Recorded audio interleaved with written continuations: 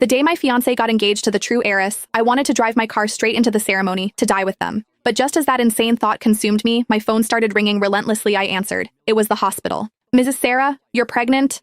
The car engine died, and I froze in place. Half an hour later, cheerful music drifted from the chapel. I started my car, turned around, and headed to the airport. From then on, the fake heiress of the Sterling family, as everyone wished, disappeared from New York. I went 1,000 miles away to a small, quiet town, clinging to life, and gave birth to my blood-related daughter. I never contacted any of them again, until 4 years later, when one by one, they reappeared before me. 4 years later, I saw Liam again at the kindergarten entrance. I was picking up Lily when a mom next to me suddenly leaned in. "Lily's mom, look at that guy across the street. He looks just like that singer. What's his name again?" I followed her gaze and saw him. "Liam!" The mom snapped her fingers. "Right, Liam." I pulled my gaze away. "Don't know him." She looked a bit surprised. "You don't listen to music?" "Liam. He's the hottest singer-songwriter these past few years. Won so many awards. Oh, and honestly, his face, it's a bit like yours. You're both so good-looking." I smiled and shook my head, continuing to walk forward, holding Lily's hand. "Sarah Sterling." Suddenly his voice came from behind me. I ignored him, just kept walking. "Sarah Sterling." Lily looked up. "Mommy, is that Uncle calling you? Why does he call you Sarah Sterling?" I shook my head, smiling. "He's mistaken."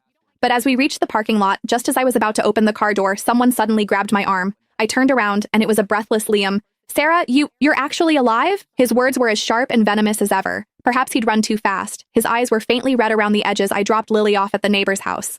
Walking back downstairs, Liam stood with his hands in his pockets. "Why are you living in this dump? Where's your place?" "I'm coming up to see." I shook my head. "There's no need for that." 4 years ago, he himself had said that his only sister was Celeste.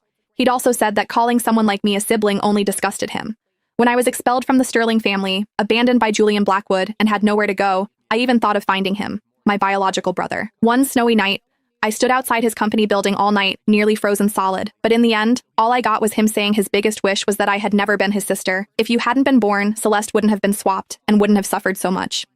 Sister? That's laughable. The Sterlings don't want you, and now you're trying to cash in on our blood ties? I'd never acknowledge someone like you as my sister. Only then did I realize that no matter how kind I was to him, he hated me because of Celeste now. He still eyed me with a scrutinizing gaze, frowning. "That child of yours, is she Julian's? Did you run away just to have his baby?" I was silent for a moment. "She's my child alone," he scoffed, a corner of his mouth twisting. "Sarah, that kid is a spitting image of him. Do you take me for blind? You wouldn't actually think that if you secretly had his child, you could win him back? Are you sick or something? How pathetic. What an idiot." I said, "She's my child alone." I cut him off. "I never thought of going back to New York, nor did I ever think of using my child to compete with your sister for Julian. You can rest assured, and you don't need to be so nasty. Just like you said back then, apart from blood relation, we're strangers. I'm not interested in your life now, and I ask you not to meddle in mine." He froze. "If you have nothing else?"